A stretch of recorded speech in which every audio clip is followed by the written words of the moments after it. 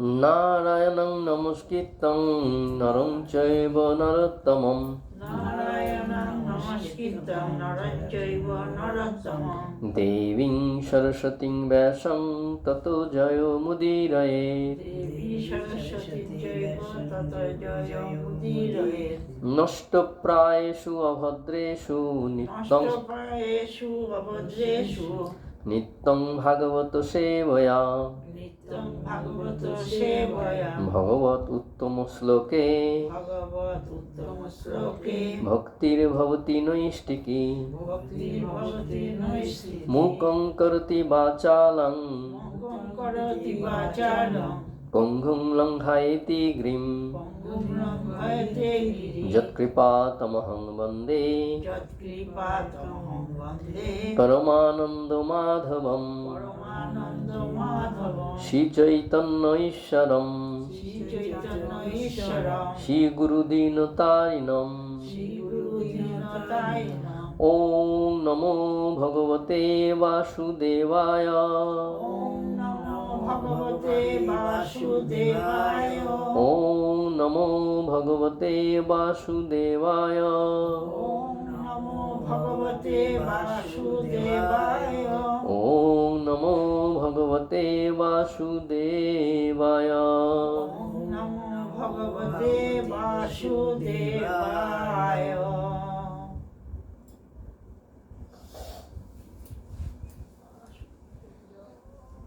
হরে কৃষ্ণ। আজকে আমরা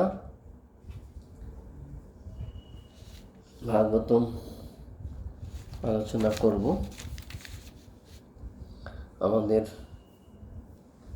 5 নম্বর শ্লোক শুরু হয়েছিল প্রশ্ন, আর আজকে 6 শেষ করব। 5 নম্বর প্রশ্ন কি ছিল? কৃষ্ণের বিভিন্ন লীলা। অবতারদের লীলা।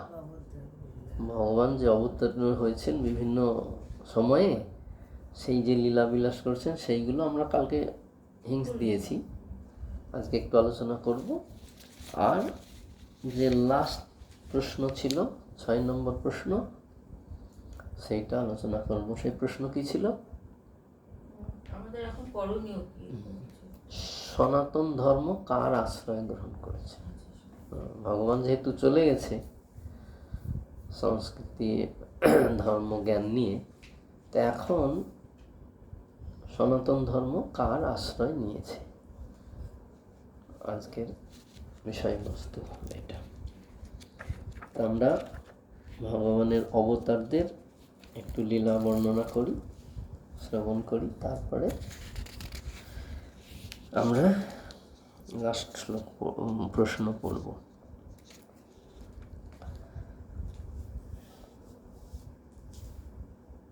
তো ভগবান বরাহ রূপে অবতীর্ণ হয়েছিলেন, তাই না?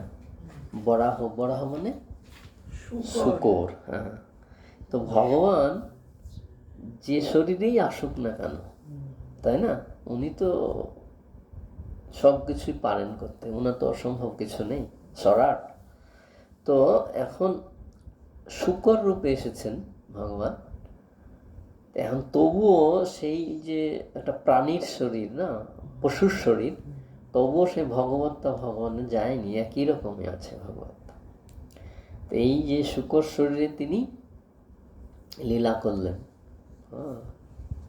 তা তিনি কেন শূকর রূপ ধারণ করলেন, তারও একটা ইতিহাস আছে, তাই না? তো এখন আমরা দেখছি যে জয় আর বিজয়, বৈকুণ্ঠের 2 দ্বারপাল অভিশপ্ত হয়েছিলেন।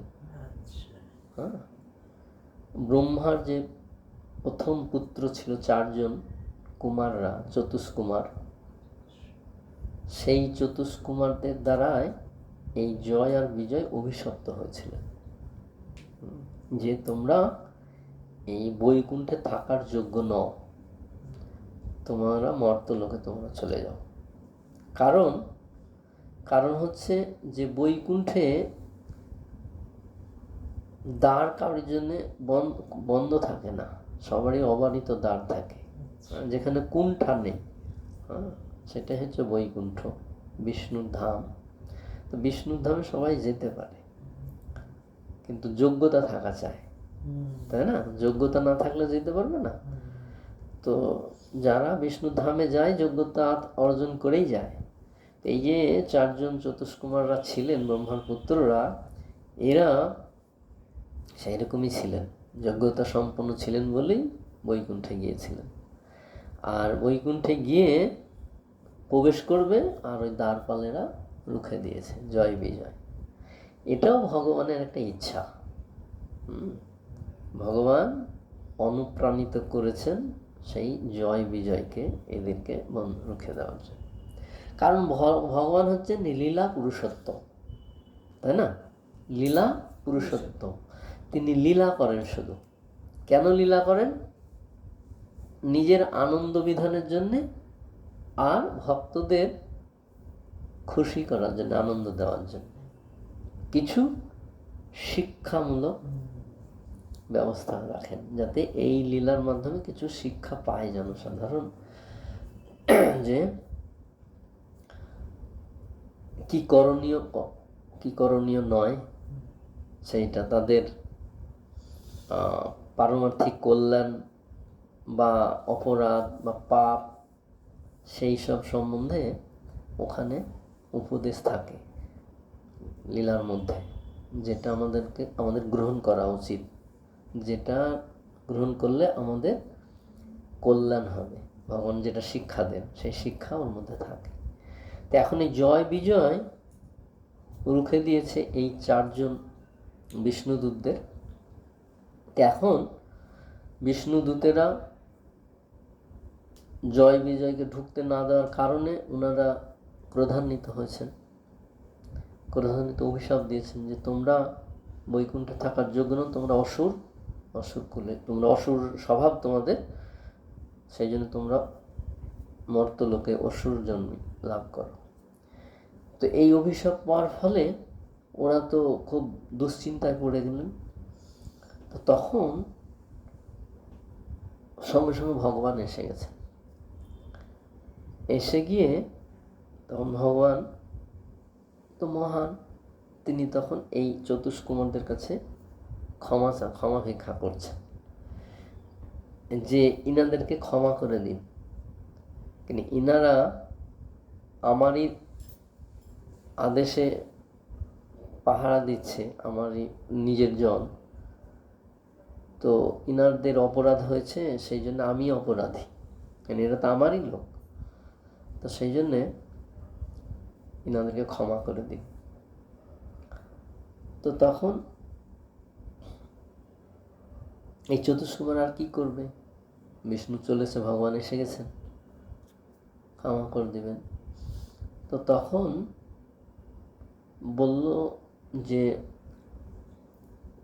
বিষ্ণু তখন বলল যে ঠিক আছে, যেহেতু অভিশাপ দিয়ে দিয়েছে, আর তো কিছু করার নেই, এটা তো লেগে যাবে, হয়ে যাবে সত্যি। তো তোমরা আমার তো লোকে তোমাদেরকে যেতেই হবে, অসুর জন্ম তোমাদেরকে পেতেই হবে। তো তোমরা বলো যে 7 জন্ম মর্তলোকে থাকবে না 3 জন্ম থাকবে। যদি আমার শত্রু হয়ে তোমরা যাও, তাহলে 3 জন্মেই তোমরা উদ্ধার পেয়ে আমার কাছে চলে আসবে, আবার বৈকুণ্ঠে চলে আসবে। আর যদি তোমরা আমার ভক্ত হয়ে যাও, তাহলে 7 জন্ম লাগবে। তো তোমরা কোনটা চাও? তো এখন এই বিষ্ণুদূতেরা তো বুদ্ধিমান, বৈকুণ্ঠে থাকে, ভগবানের দান পাহারা দেয়, ওরা তো শুদ্ধ পবিত্র হৃদয়, নির্মল হৃদয়, তো ওনারা ভগবানকে ছেড়ে থাকতে চায় না, কিন্তু অভিশাপ পেয়ে গেছে, কি করবে? তো সেই জন্য বললো ঠিক আছে, আমরা শত্রুভাবেই যাব, 3 জন্ম, যত তাড়াতাড়ি আমরা আসতে পারি ততই ভালো ভগবানের কাছে। আমরা 3 জন্ম অসুর হয়েই থাকবো, আপনার বিরোধিতা করব, করে আমরা 3 জন্মে চলে আসবো। ঠিক আছে, তাই হবে, তথাস্তু। বিষ্ণু বললেন, চলে গেল ওরা। তো ওরাই হলো এই হিরণ্যাক্ষ আর হিরণ্যকশিপু। হ্যাঁ, এই জয় বিজয় হলো হিরণ্যাক্ষ আর হিরণ্যকশিপু। ঠিক আছে। তো এমনি এই মানে যদিও অভিশপ্ত হয়েছিলেন, কিন্তু এমনি এমনি তো আর অসুর হওয়া যায় না, একটা ক্ষণ থাকে, মানে শুভ অশুভ সময় থাকে না। শুভ সময়ে তো মানে খারাপ কিছু আসতে পারে না, অশুভ সময় আসে। তো এদের যখন জন্ম হয় সেই সময়টা ছিল এই অশুভ সময়, সায়নকাল, সন্ধ্যার সময়। হ্যাঁ, সন্ধ্যার সময় কি হয়, বিষ্ণুর দূতেরা থাকে না ওই সময়ে, শিবের দূতেরা থাকে, ভূত পেতেরা থাকে। ওই সময়টা হচ্ছে অসময়। তো তাদের জন্ম হলো হচ্ছে কশ্যপ মুনি আর দিতি, ওদের সন্তান রূপে। তো কিভাবে হলো না, এই দিতি সন্ধ্যার সময় যখন কশ্যপ মুনি মানে ধ্যান করছিলেন, ধ্যান ভঙ্গ হচ্ছে, সন্ধ্যার সময় উঠেছেন, সন্ধ্যা আপনি করবেন। তো সেই সময়ে দিতি খুব কামার্ত হয়েছিল। তো স্বামীকে সঙ্গ দেওয়ার জন্য বলছে। তো কশ্যপ মুনি খুব জ্ঞানী ছিলেন, পণ্ডিত ছিলেন। তো বলছে, দেখো এই সময়টা শুভ নয়, এই সময়টা অশুভ সময়, সায়নকাল, তা আমি তোমাকে পরে সঙ্গ দেব। তো ও চাইছে না, আমার এখনই সঙ্গ চাই, মানে আমার সন্তান চাই। তো কশ্যপ এত বোঝানোর চেষ্টা করেছিলেন, কিন্তু দিতি শোনেননি। তো সেই জন্যে কি হলো, এই সায়নকালে তাদের যে মিলন হলো, তার ফলে ওই যে অভিশপ্ত হয়েছিল তারা অসময়ে, তারা এইভাবে জন্ম হলো তাদের। তো এই হচ্ছে হিরণ্যাক্ষ আর হিরণ্যকশিপু। এই হিরণ্যাক্ষ এত শক্তিশালী ছিল যে তার সঙ্গে কেউ পেরে উঠছিল না, এত শক্তিশালী। হ্যাঁ, তো এক সময় কি হয়েছে, এই হিরণ্যাক্ষ পৃথিবীকে তুলে সমুদ্রের জলে ফেলে দিয়েছে, কারণ সমুদ্রে পৃথিবীকে তুলে জলে ছেড়ে ফেলে দিয়েছে সমুদ্রে, কারণ সমুদ্রে। পৃথিবী বাস কক্ষপথ থেকে চলে এসে এইখানে জলে পড়ে গেছে। জলে পড়ে গেছে মানে একদম নিচে চলে গেছে, আর নিচে গেছে মানে কাদা, তাই না? নিচে একদম কাদা থাকে, মানে কাদাতে চলে গেছে। এখন ওই কাদা খুঁজবে কে? শুকরেরই কাজ না কাদা ঘাটা, অন্য প্রাণীরা কাদা ঘাটে বেশি, তাই না? তো তখন দেবতারা হাই হাই করছে, কিভাবে উদ্ধার পাওয়া যায়, এখন পৃথিবী নেই। তো তখন দেবতারা ব্রহ্মার কাছে গিয়ে বলছে যে এই ব্যাপার, হিরণ্যাক্ষরে এরকম উৎপাত, এখন ফেলে দিয়েছে সমুদ্রে পৃথিবীকে। তো তখন ব্রহ্মা গিয়ে আবার সবাইকে, দেবতাদেরকে নিয়ে বিষ্ণুর কাছে প্রার্থনা করেছে। তখন বিষ্ণু বলেন, ঠিক আছে, আমি ব্যবস্থা করে দিচ্ছি। তো তাই বলে বিষ্ণু তখন ব্রহ্মার নাক থেকে আবির্ভূত হলেন, একটা ছোট্ট বরাহ, ছোট্ট নাক থেকে কতটুকু হবে, তারপরে বেরিয়ে আস্তে আস্তে আস্তে আস্তে বিশাল রূপ ধারণ করলেন, উপরে উঠে গিয়ে বিশাল রূপ ধারণ করে ওই সমুদ্রের মধ্যে পড়লেন, ঝাঁপ করে পড়ে। তো অনন্ত শক্তির মালিক, তাই না? তো তখন খুব জলে খেলা করলেন, খুব সুন্দর জলে খেলে খেলে খেলে তারপরে ওই নিচে চলে গেল, ওই কাদার মধ্যে থেকে দাঁতে করে পৃথিবীকে ধারণ করলো, তুলে নিয়ে উপরে নিয়ে এলেন, নিয়ে এসে কক্ষপথে আবার স্থাপন করে দিলেন যেখানে ছিল।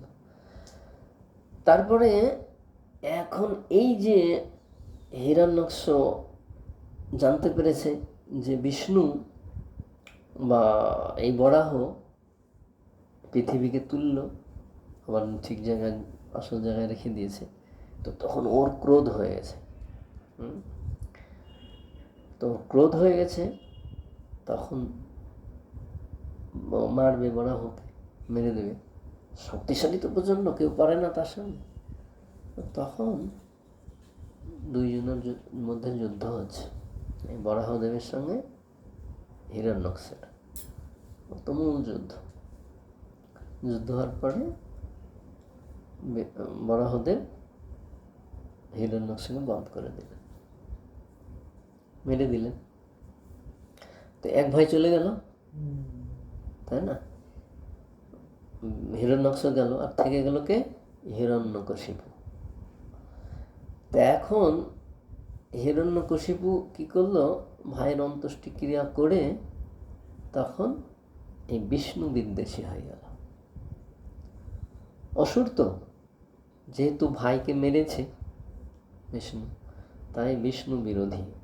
ও এরকম শাসন ব্যবস্থা শুরু করলো যে আমার রাজত্বে কেউ বিষ্ণুর নাম করবে না, বিষ্ণুর পূজা হবে না। তা এই তার শাসন ব্যবস্থা, আমি ভগবান, কেউ বিষ্ণু পূজা করতে পারবে না। তো তখন শাসন ব্যবস্থা এইভাবে চলছে। হিরণ্যকশিপুর একদম দাপট, এক ভাই চলে গেছে, আর এক ভাই আছে। খুব অত্যাচার, খুব অত্যাচার। কোথাও বিষ্ণুর নাম নেই, বিষ্ণুর পূজা কেউ করতে পারছে না, ব্রাহ্মণদের খুব অসুবিধা। তো ভগবান অন্তর্যামী, তিনি তো সবই জানেন। তো এখন এই হিরণ্যকশিপুর গর্ভে প্রহ্লাদের জন্ম আছে, ঠিক আছে? আর প্রহ্লাদ মহারাজ হচ্ছেন ভগবানের ভক্ত, তাই না? তো এখন সে তো ভগবানের ভক্ত, বিষ্ণুর ভক্ত। তো এখন প্রহ্লাদ মহারাজ কিভাবে ভক্ত হলেন, তাই না? এমনি এমনি তোর অসুরের গর্ভে তোর ভক্ত হতে পারে না, অসুরের গর্ভ অসুরই হবে, তাই না? তো এখন কি করে প্রহ্লাদ ভক্ত হলো, তার একটা ব্যাকগ্রাউন্ড আছে। তো হিরণ্যকশিপু যখন কঠোর তপস্যা করছিলেন অমর হওয়ার জন্যে,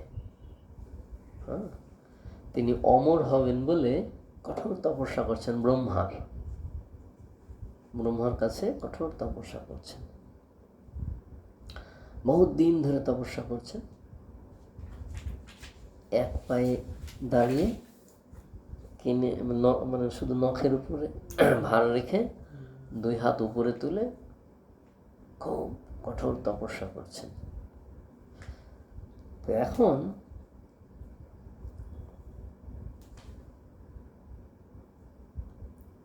একটা শুক পাখি সবসময় ওই বিষ্ণু বিষ্ণু বিষ্ণু বিষ্ণু করছে। তো সবসময় বিষ্ণু বিষ্ণু বিষ্ণু বিষ্ণু করছে, তো ওর কানে আসছে হিরণ্যকশিপু। তখন ওই কতক্ষণ আর শুনবে, মানে অনেক দিন ধরে তপস্যা চলছে, আর মানে ওর শুধু বিষ্ণু বিষ্ণু করছে, আর ওটা ওর কানে আসছে। তো এত রাগ হয়ে, যেমন বিষ্ণু বিদ্বেষী তো, শুনতে পারে না, আর বারে বারে ওকে ওর কানে ওটাই আসছে, বিষ্ণু নাম। তো তখন ওর তপস্যা ভেঙে গেছে, আর ধ্যান রাখতে পারেনি, আর তপস্যা করতে রাখতে পারেনি, রাগে চলে এসছে, তপস্যা ভেঙে দিয়ে। তারপরে চলে এসছে বাড়িতে, এসে তারপরে তখন কয়াদুর সঙ্গ হয়েছে, ওর স্ত্রীর নাম কয়াদু। তো সঙ্গ হয়েছে, তো এই যে বিষ্ণুর নাম শুনেছিল, তাই না? তো ওই জন্যে ওর হৃদয়টা তখন নির্মল ছিল, পবিত্র ছিল, ওইটা স্মরণ করছিল। ও তো বিদ্বেষী, শুনবে না, কিন্তু সব সময় শুনেছে বিষ্ণুর নাম, হৃদয়টা নির্মল হয়ে যায়, পবিত্র হয়ে গেছে। যেমন আমরা দেখেছি যে অজামিল, তাই না? অজামিল বিষ্ণুকে ডাকেনি, ভগবানকে ডাকেনি, নারায়ণকে ডাকেনি, ছেলেকে ডাকতো। ছেলের নাম ছিল নারায়ণ। তো সবসময় নারায়ণ নারায়ণ করতো, ছেলেকে ডাকতো। তো তার ফলে তার সমস্ত পাপগুলো নষ্ট হয়ে গেছে।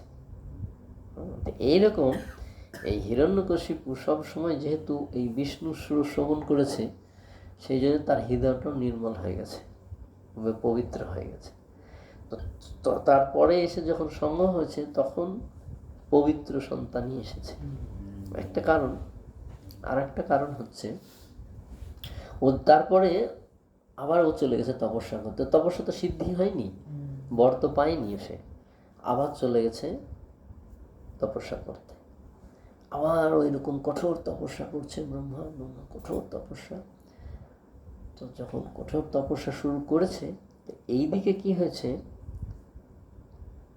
দেবতারা আক্রমণ করেছে হিরণ্যকশিপুর রাজত্ব। আর যেহেতু হিরণ্যকশিপু নেই, তপস্যা করতে গেছে, ওরা জানে। তারপরে ইন্দ্র পরাজিত করে ফেলেছে, দিয়ে কি করেছে, এই কয়াদুকে ওরা নিয়ে চলে আসছে, ইন্দ্র নিয়ে চলে আসছে। কারণ কয়াদুর গর্ভে সন্তান আছে। তো এ তো অসুর, এও তো অসুরের ছেলে, অসুরই হবে, এ তো মানে দুর্ধর্ষ হবে। তো একে আগে বধ করি, তারপর বাবাকে দেখব। তো ওই বলে কয়াদুকে নিয়ে আসছে। তো কয়াদুকে যখন নিয়ে আসছে তখন কয়াদু চিৎকার করছে, বাঁচাও, মানে স্বামী নেই, অসহায়, তারপরে গর্ভ আছে। তো তখন নারদ মুনি উপস্থিত হয়ে গেছে সামনে, এসে গেছে। আরে ইন্দ্র, তুমি কি করছো? একটা মহিলা, তাকে তুমি এইভাবে নিয়ে আসছো, এর তোমার অন্যায়। তুমি না স্বর্গের রাজা, তুমি আদর্শ, সবাই তোমাকে সম্মান করে, শ্রদ্ধা করে, আর তুমি একজন অবলা নারীকে তুমি এইভাবে নিয়ে আসছো, সে চিৎকার করছে, তুমি একে নিয়ে আসছো, কি ব্যাপার? তো বলছে, না, আমি একে নিয়ে আসছি এই কারণে, এর গর্ভে যে বাচ্চা আছে সে হচ্ছে অসুর, হিরণ্যকশিপুর সন্তান। ও তো সেই ওর বাবার মতনই হবে, সেই জন্য ওকে যখন ভূমিষ্ঠ হবে তখন ওকে বধ করব, মেরে দেব। তখন নারদ মুনি বলছে, না, ওর গর্ভে অসুর সন্তান নেই, ওর গর্ভে ভক্ত সন্তান আছে। তো ওকে তুমি নিয়ে যেন ছেড়ে দাও, দিয়ে দাও আমাকে, আমি নিয়ে যাই, দিয়ে আমি ওকে রেখে দিই বলে ইন্দ্রকে বুঝিয়েছে। তো ইন্দ্র ছেড়ে দিয়ে দিয়েছে। কয়াদুকে নিয়ে নারদমুনি নিয়ে এসে ওর কুটিয়াতে রেখেছে, যেখানে আশ্রমে। তো ওখানে নারদমুনি প্রতিদিন তাকে ভাগবত কথা শোনায়, কয়াদুকে। আর গর্ভ থেকে প্রহ্লাদ মহারাজ সেই ভাগবত কথা শ্রবণ করে। যেমন আমরা দেখেছি যে উত্তরার গর্ভে অভিমন্যু ছিল, তাই না? তো কৃষ্ণ সেই মানে হচ্ছে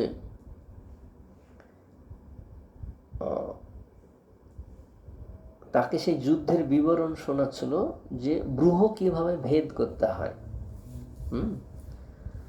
যুদ্ধের যে পরিকল্পনা, ছক আছে, যে ওই ব্রুহ কি করে ভেদ করতে হয়, ভিতরে যেতে হয় এবং বেরিয়ে আসতে হয় সমস্ত শত্রু সৈন্যদের মাঝে, সেই কৌশলটা বলছিল উত্তরাকে। তো অভিমন্যু ছিল গর্ভে, অভিমন্যু সেটা শুনছিল। তো যখন উত্তরা ঘুমিয়ে পড়েছে, মানে যখন মানে ব্রুহ ভেদ করার কৌশলটা বলেছে, পদ্ধতিটা, সেটা তখন জেগেছিল তারা, কিন্তু যখন বেরিয়ে আসবে কিভাবে সেইটা বলছে, তখন উত্তরা ঘুমিয়ে গেছে। যখন ঘুমিয়ে গেছে তখন ওইটা আর অভিমন্যুর মনে নেই, শুনতে পাইনি। হ্যাঁ, তো এইরকম এই প্রহ্লাদ যেহেতু মায়ের গর্ভে থেকে এই ভাগবত কথা শ্রবণ করেছে নারদ মুনির কাছ থেকে, তো সে সব কিছু মনে রেখেছে, আছে তার সেই ভক্তিটা। তো সেই হচ্ছে হিরণ্যকশিপুর পুত্র প্রহ্লাদ মহারাজ। তো তখন যখন ভূমিষ্ঠ হবে, তার সময় হয়ে গেছে 10 মাস, তখন কয়াদু বলছে যে হে ঋষিবর, আমার তো সময় হয়ে গেছে ঠিকই, কিন্তু আমি চাই না যে এখানে আমার সন্তান হোক, আমার স্বামী নেই। সেই জন্য আমি চাই না যে আমার এখানে সন্তান হোক, তা আমাকে ফিরিয়ে দিন স্বামীর কাছে, আমার ওখানেই সন্তান হোক। হ্যাঁ, আমি ওটা চাই। তো নারদ মুনি বলছে ঠিক আছে। তাই নারদ মুনি কংসের কাছে হিরণ্যকশিপুর কাছে ফিরিয়ে দিয়েছে কয়েকদিন। তারপর বাড়ি থেকে যথারীতি সন্তান হয়েছে। এখন এই প্রহ্লাদ মহারাজ তখন তো বাচ্চা, তো তখনকার রীতি ছিল বৈদিক সমাজ ব্যবস্থায় 5 বছর হলেই গুরুকুলে দেওয়া, তাই না? তো ওদের গুরুকুলে যে বৈদিক শিক্ষা দেওয়া হয় সমস্ত গুরুকুলে, কিন্তু এ কি করেছে হিরণ্যকশিপু, যে বিষ্ণু বৈদিক হচ্ছে সমাজ রাখবে না, বিষ্ণুর নামই রাখবে না, বিষ্ণুকেও ভক্ত তিনি চান না সেটা। তো সেই জন্যে ওখানে সে রাজনীতির শিক্ষা দিচ্ছে। রাজনীতি কিভাবে করতে হয়, রাজাদের কিভাবে চলতে হয়, সমাজ কিভাবে চলবে, উন্নতি হবে, রাজাদের কি কর্তব্য, সেই সব শিক্ষা। তো গুরুকুলে সেই রকম 2 জন হচ্ছে মাস্টার পণ্ডিত রেখেছেন। তারা হচ্ছে শুক্রাচার্যের পুত্র, ষণ্ড আর অমর্ক। ষণ্ড আর অমর্ক। তো এদের তত্ত্বাবধানে হিরণ্যকশিপু প্রহ্লাদকে দিয়েছে যে তুমি শিক্ষা করো। তো এরা শিক্ষা দিচ্ছে হচ্ছে রাজনীতির কথা, সাম দাম দণ্ড ভেদ, রাজনীতির এইসব আছে, মানে মীমাংসা করে সমাধান করা, ভেদ করে দিয়ে সমাধান করা। যেমন আমাদের ভারতবর্ষকে পাকিস্তান, বাংলাদেশ, পাকিস্তান ভারতবর্ষ হয়েছে, ভেদ করে দিয়েছে ইংরেজরা, সেই রকম ভেদ করে দিয়ে আলাদা করে দেয়। সাম দাম ভেদ আর দণ্ড। তো হচ্ছে দণ্ড মানে শাসন করে দমিয়ে রাখা। এইভাবে যে রাজনীতির শিক্ষা, সেইটা এই ষণ্ড অমর্ক প্রহ্লাদ মহারাজকে শেখাচ্ছে। একদিন কি হয়েছে যে প্রহ্লাদ মহারাজ এসে বলছে, বাড়িতে এসেছে, তো তখন ওর বাবা কোলে নিয়ে বলছে যে আচ্ছা প্রহ্লাদ, তুমি কি শিখলে? এতদিন তো তুমি পাঠশালায় শিক্ষা করলে, কি শিখলে? তো তখন প্রহ্লাদ মহারাজ বলছেন, প্রহ্লাদ যে শ্রবণং কীর্তনং বিষ্ণু স্মরণং পাদসেবন। শ্রবণ কীর্তন, বিষ্ণুর নাম শ্রবণ কীর্তন পাদসেবন করাই উচিত, বিষ্ণুর আরাধনা করাই শ্রেষ্ঠ। তখন এত রাগ হয়ে গেছে জানি, আমার ছেলে আমার মতন হবে, আমি সমস্ত রাজ্যে বিষ্ণুর নাম শুনতে চাই না, আর এই বলছে যে শ্রবণং কীর্তনং বিষ্ণু, শ্রবণ কীর্তন করা উচিত। তো বাবাকে বলছে যে তুমি তো অসুর শ্রেষ্ঠ, তো সেই জন্য তোমার কি করা উচিত, বনে গিয়ে বিষ্ণুর আরাধনা করা উচিত। এই সংসার ছেড়ে তোমার বনে গিয়ে বিষ্ণুর আরাধনা করা উচিত, তবেই তোমার কল্যাণ মুক্তি হবে, না হলে নয়। তো খুব রাগ হয়েছে হিরণ্যকশিপুর। তখন তো খুব রেগে গেছে, গিয়ে ছেড়ে ওকে বলছে না, ও শিক্ষা ভালো হয়নি, ওর শিক্ষককে ডাকো। তবে শিক্ষককে যখন ডেকেছে, সৈন্যমূর্খে খুব ধমকি দিয়েছে, কি শিক্ষা দিয়েছ, বিষ্ণুর নাম করছে, কোথায় থেকে সব এইসব শিক্ষা পাচ্ছে, কে আসছে আশ্রমে, তোমরা দেখছো না? বলছে না, কেউ তো আসে না। বলছে ভক্ত না আসলে এইসব শিক্ষা কোথায় থেকে পাবে সে, বিষ্ণুর আরাধনা করার কথা বলছে।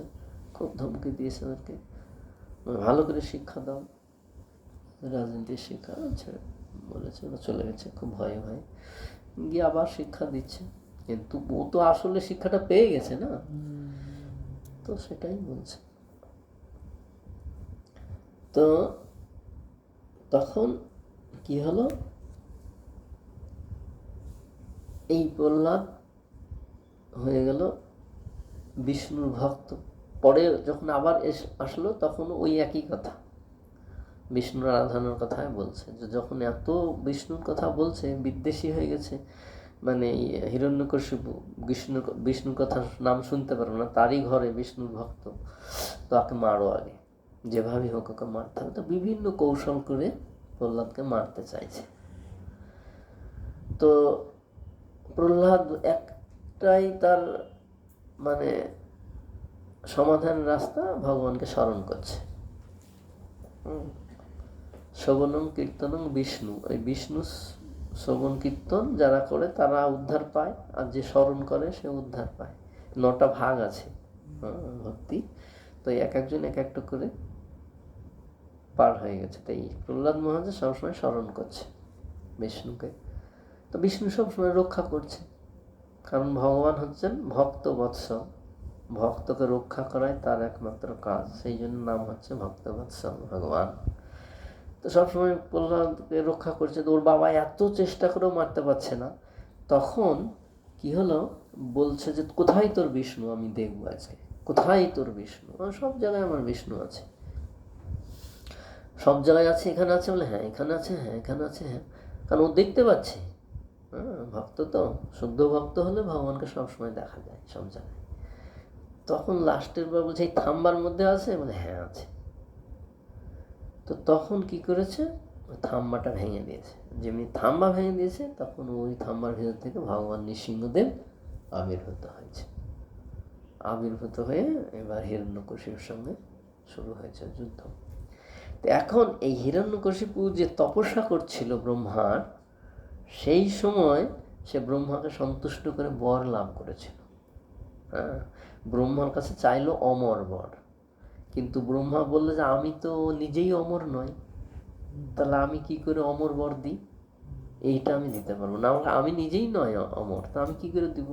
তো অন্য যা বর চাইবে আমি দিয়ে দেবো, তুমি এত তপস্যা করেছো, আমার সন্তুষ্ট করেছো, আমি খুশি, তুমি যে কোনো বর চাও আমি দিয়ে দেবো। তখন ও একে একে বর চাইলো যে অমর হওয়া, আমি যেন কোনো মানুষ দেবতা আপনার কোনো সৃষ্ট জীবের দ্বারাই না মরি।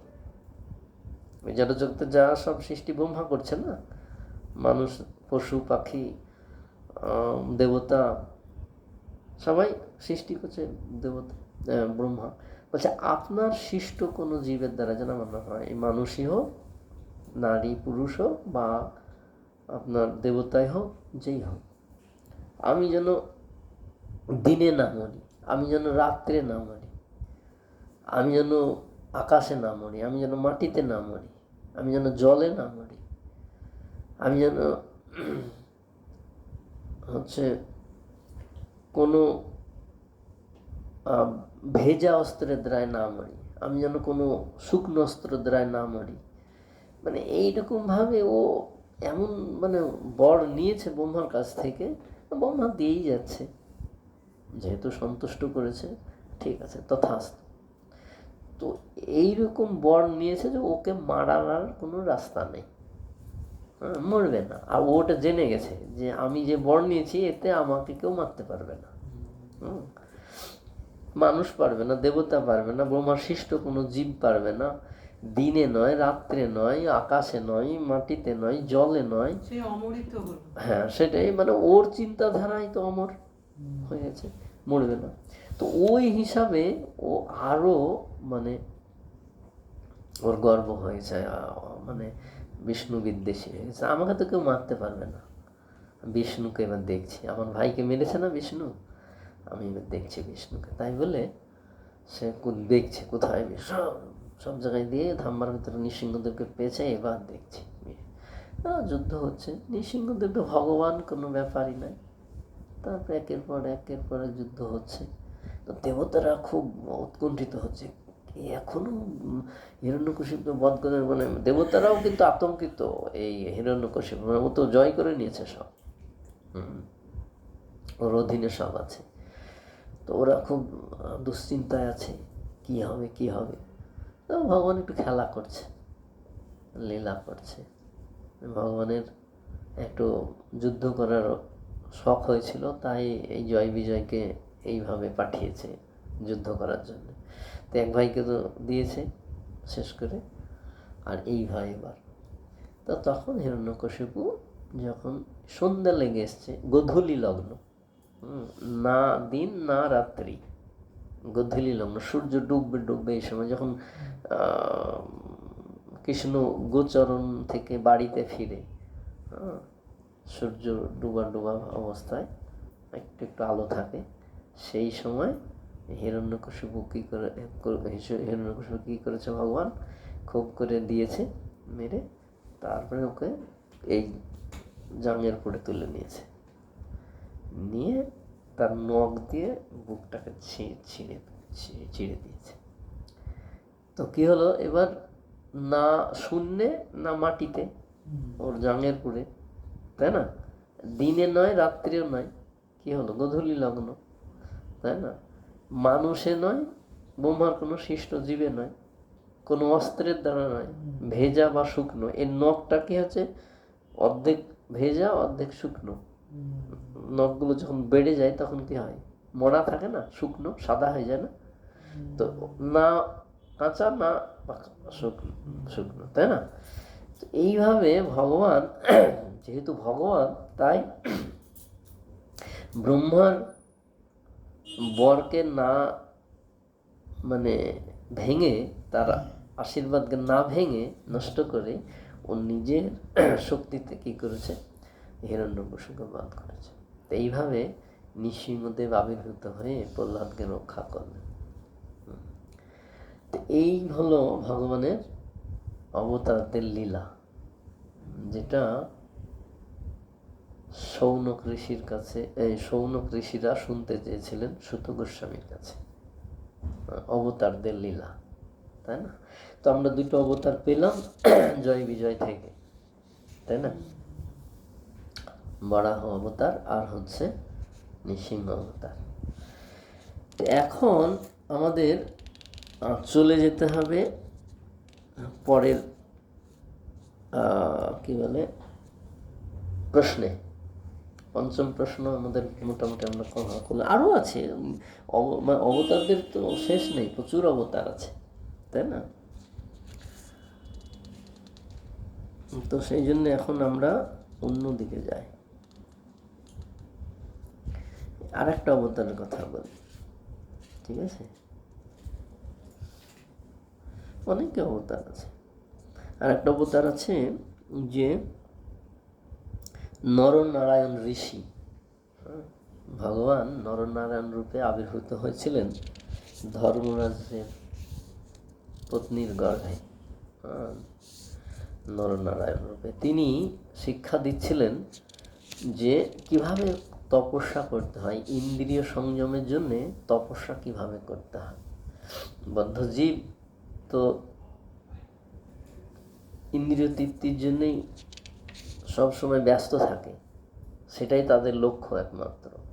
তো তিনি সেই শিক্ষা দিয়েছিলেন কিভাবে এই ইন্দ্রিয়কে সংযম করা যায় তপস্যার মাধ্যমে। সেই কঠোর তপস্যা তিনি করছিলেন বদ্রিকা আশ্রমে। তো তখন ইন্দ্র কি করলো, এই নরনারায়ণ ঋষিকে জানতে পারেনি ভগবান বলে, তো তিনি ওনার ধ্যান ভঙ্গ করার জন্যে, তপস্যা ভঙ্গ করার জন্যে মেনকা, রম্ভা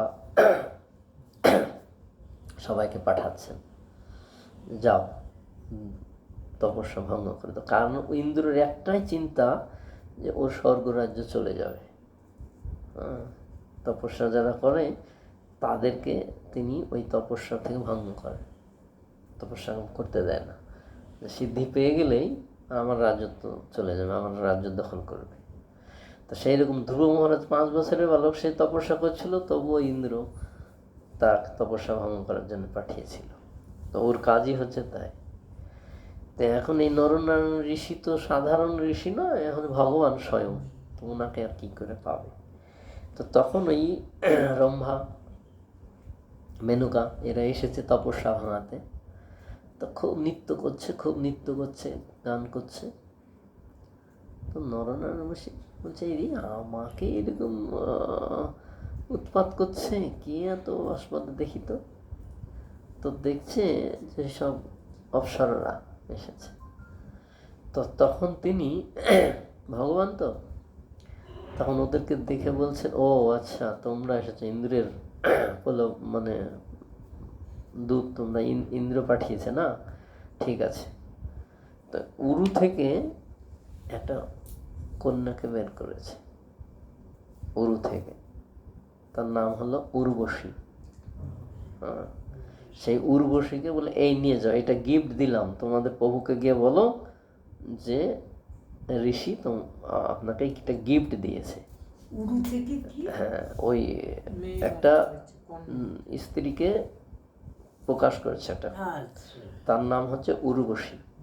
উর্বশীকে প্রকাশ করেছে উরু থেকে। ভগবান তো যা খুশি তাই মানে করতে বলছে, এটা তোমার প্রভুকে গিফট দিলাম, যাও বলো।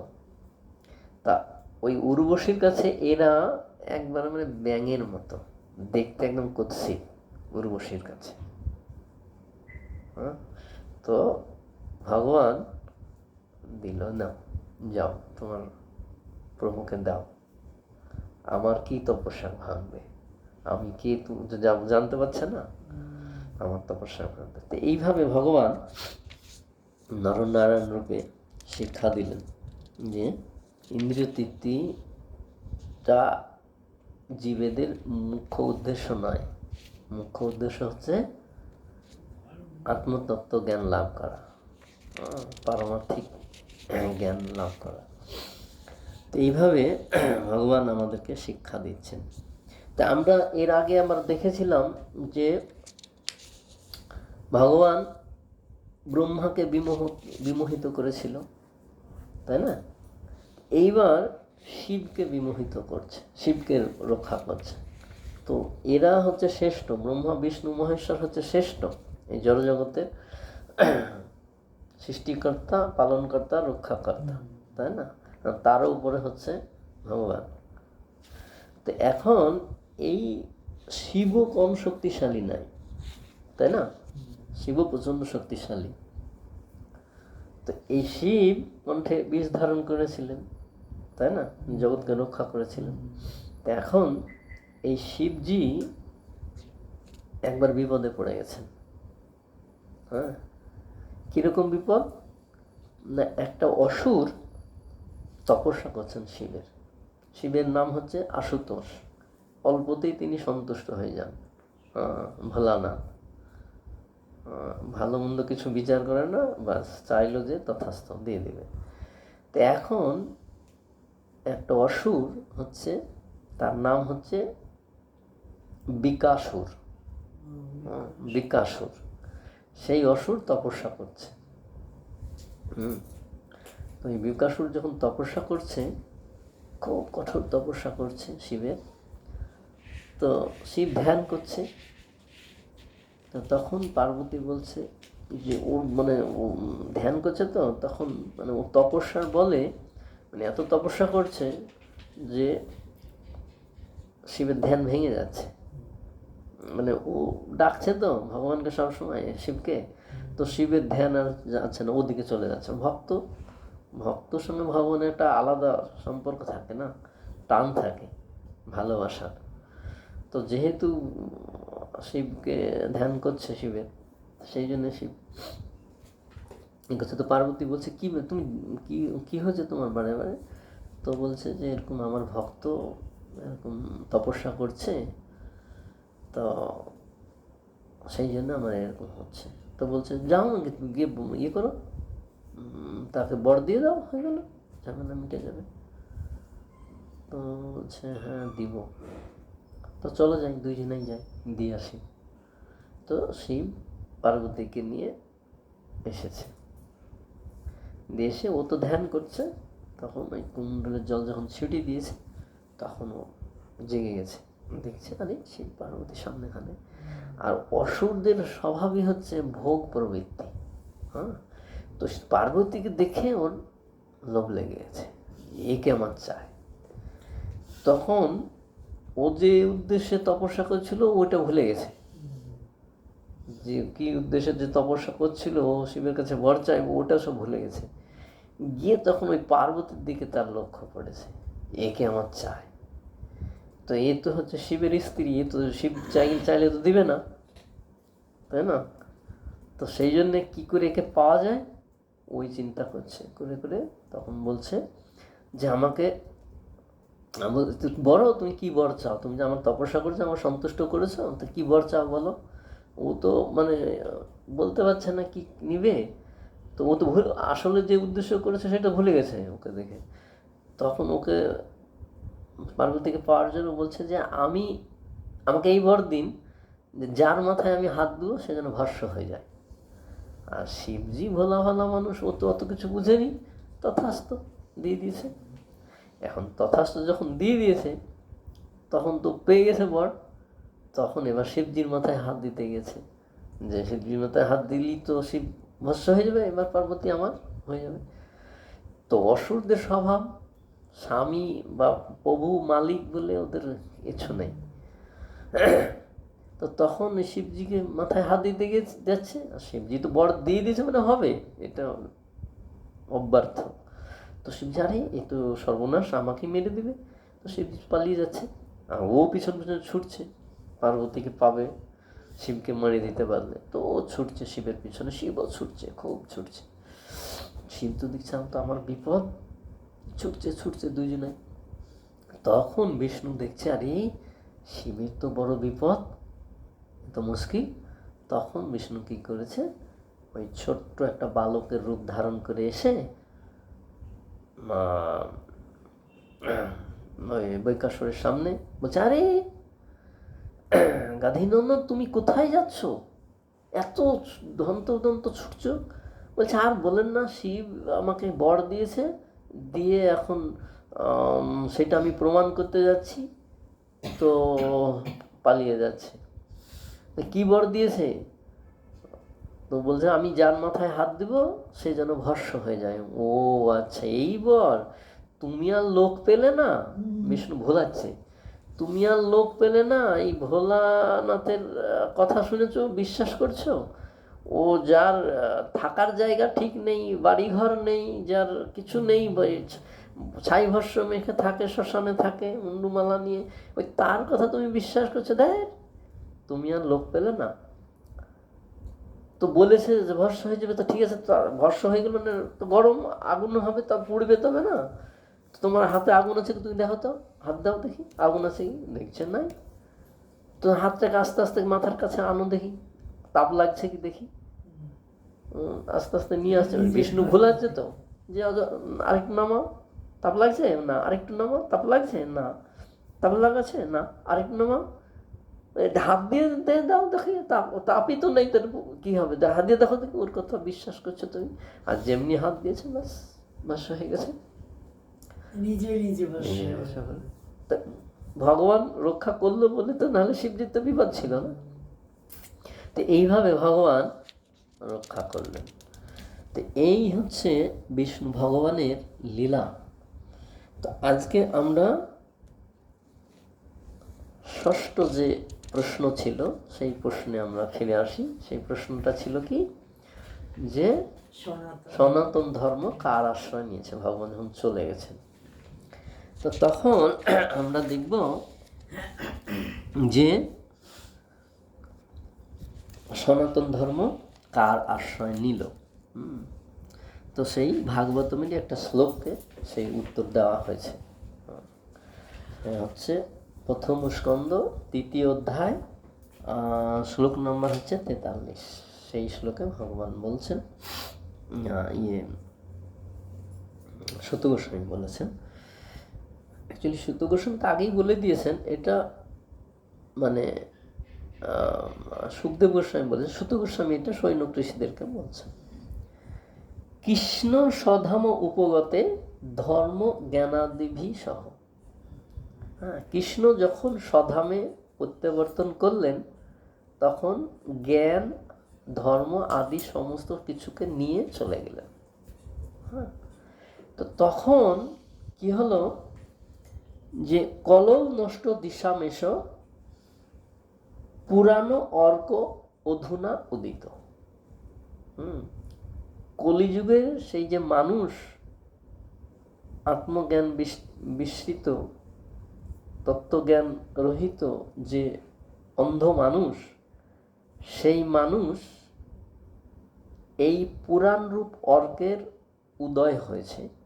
সেই পুরাণ রূপ অর্ক থেকেই আলোক প্রাপ্ত হবে, দৃষ্টি পাবে। এরা তো অন্ধ আছে, কলিযুগের মানুষ আত্মতত্ত্ব জ্ঞান লাভ থেকে অন্ধ আছে, অর্থাৎ আত্মতত্ত্ব জ্ঞান চায় না, নিজেকে জানতে চায় না, ভগবানকে জানতে চায় না কলির যুগ। কেন? কলির মানুষ আসলে তারা অধঃপতিত। কলির কাজ হচ্ছে সদ্বুদ্ধিকে নষ্ট করে দেওয়া, সৎ গুণগুলোকে নষ্ট করে দেওয়া কলির কাজ। তো সেই জন্য কলির জীব ভালো জিনিসটাকে নিতে পারে না। কলহ সবসময় ঝগড়া করবে, অসন্তুষ্ট থাকবে, সন্তুষ্ট হবে না, রোগের দ্বারাই উপদ্রব থাকবে কলির জীব। তো সেই জন্যে এই পুরাণ রূপ অর্ক, অর্ক মানে সূর্য, অর্ক মানে হচ্ছে সূর্য। এই পুরাণ রূপ অর্ক, এই পুরাণ রূপ সূর্যের আলোতে তারা দেখতে পাবে। সেই পুরাণই কি পুরাণ? অমল পুরাণ, শ্রীমদ্ ভাগবতম। এই ভাগবতমই আমাদেরকে আলোর রাস্তা দেখা, আলো দিবে যে কোন রাস্তায় আমাদেরকে যেতে হবে, যাওয়া উচিত। তো এই ভাগবতম পুরাণই আমাদেরকে এই আত্মতত্ত্ব জ্ঞান প্রদান করবে, যার ফলে আমাদের গন্তব্যস্থল বৈকুণ্ঠ বা গোলক বৃন্দাবন, বিষ্ণুর ধাম, ভগবানের ধাম প্রাপ্ত হবে। তো এই হচ্ছে অমল পুরাণ শ্রীমদ্ ভাগবতম, যেখান থেকে আমরা ভগবানের সেবা ভাব, ভগবানের প্রীতি করার যে ব্যবস্থা, সেইগুলো আমরা জানতে পারি। ভগবান সেইটাই জানিয়েছেন আমাদের, যে আমাদের সঙ্গে ভগবানের কি সম্বন্ধ, ভগবান আর জীবের মধ্যে কি সম্বন্ধ, আর এই সম্বন্ধ হওয়ার পরে তার কর্তব্য কি। যখন কর্তব্য করবে সে, তখন তার প্রয়োজন কি, কর্তব্য করে সে কি লাভ করবে। এইটা ভগবান আমাদেরকে জানিয়েছে। তো সেইটাই হচ্ছে সম্বন্ধ, অবিধেয়, প্রয়োজন। তো সম্বন্ধ হচ্ছে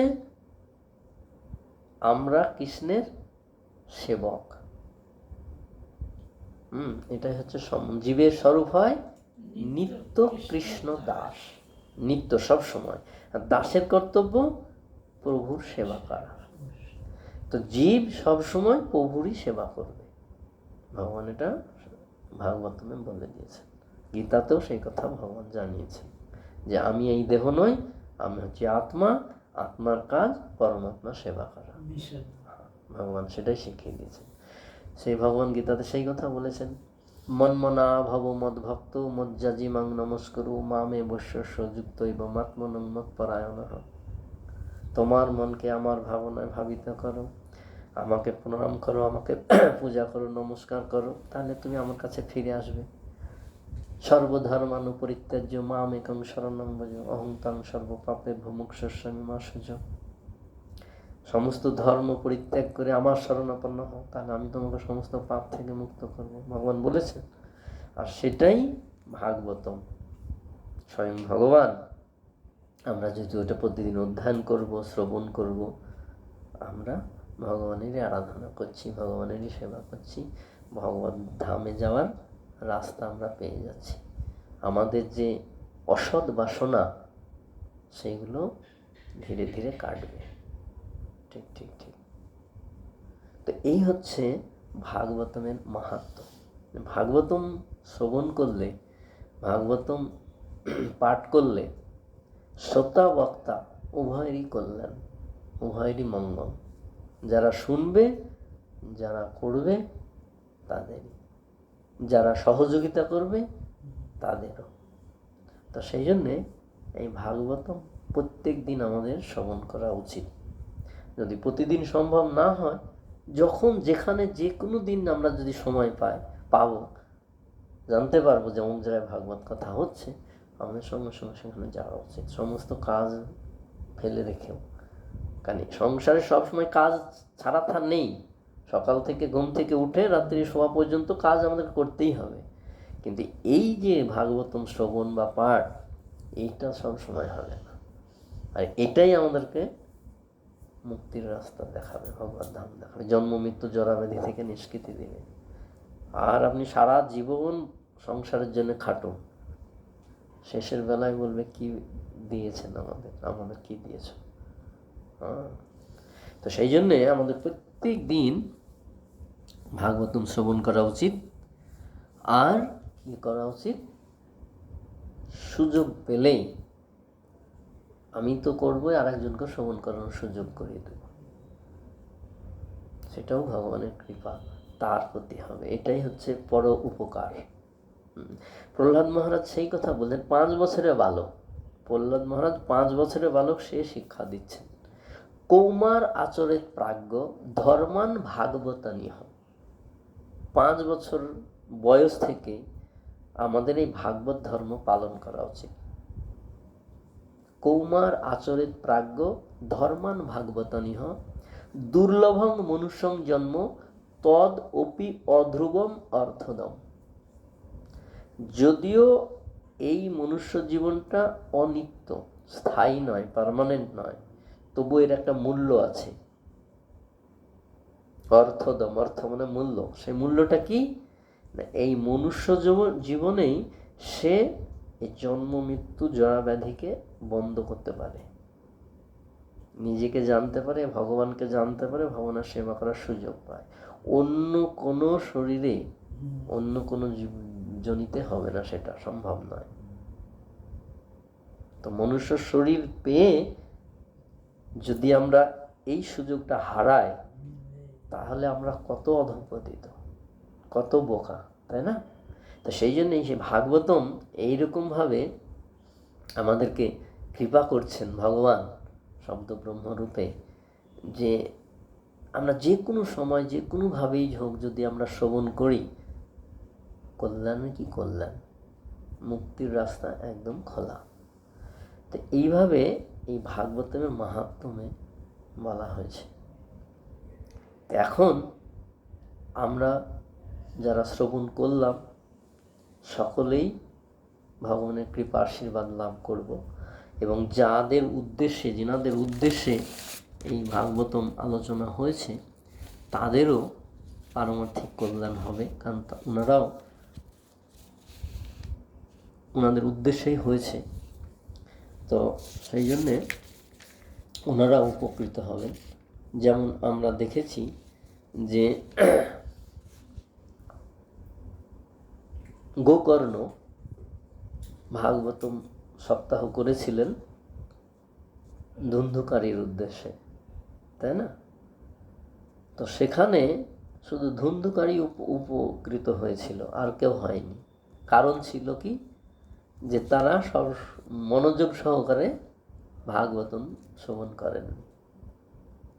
ধুন্ধুকারী যেহেতু সে উদ্ধার পাচ্ছিলেন না, তাই তার আকাঙ্ক্ষা ছিল যে আমি আর কষ্ট সহ্য করতে পারছি না, আমাকে উদ্ধার হতে হবে। তো সেই জন্য একদম মনোযোগ সহকারে 7 দিন শ্রবণ করে ভগবত ধামে চলে গেলেন। তো আর কেউ যেতে পারলেন না। কেন? ওই মনোযোগ দিয়ে শোনেননি। তো এটা মনোযোগ দিয়ে শুনতে হবে, হৃদয় দিয়ে শুনতে হবে, যে আমার হৃদয়ের ভিতরে কিছু যেন যায়। তো যদি শ্রবণ করবে, কল্যাণ অবশ্যই হবে। তো সেই জন্য ইনাদের উদ্দেশ্যে যে পাঠ হলো, ইনাদের তো কল্যাণ হবেই, উপকৃত ওনারা তো হবেই, আত্মার ঊর্ধ্বগতি তো অবশ্যই হবে। আর যারা আমরা শ্রবণ করলাম, আমাদেরও কল্যাণ হবে। ভগবানের কৃপা সকলের উপরে বর্ষিত। ভগবান নিরপেক্ষ, কারোর প্রতি পক্ষপাতিত্ব করেন না। কিন্তু যারা তার অনুগত, তার শরণাপন্ন, তাদের প্রতি তিনি কৃপা আশীর্বাদ সবসময় রাখেন। তো সেই জন্যে আজকে আমাদের অন্তিম দিনে আমরা ভাগবতমের মাহাত্ম্য আলোচনা করলাম, যে আমাদের পারমার্থিক কল্যাণ, আমাদের যে লক্ষ্য, আমাদের যে গন্তব্যস্থল ভগবত ধাম প্রাপ্তি, সেইটা রাস্তা আমরা সূচনা করে দিলাম। এখন আমরা হাঁটতে থাকবো এই রাস্তায়, একদিন না একদিন আমরা গিয়ে পৌঁছে যাব আমাদের গন্তব্যস্থলে, যেখানে জন্ম মৃত্যু জরা ব্যাধি আর নেই, নিত্য শরীর ভগবানের সেবায় সবসময় আনন্দে দিন কাটাবো। হরে কৃষ্ণ কৃষ্ণ কৃষ্ণ হরে হরে, হরে রাম রাম রাম হরে হরে।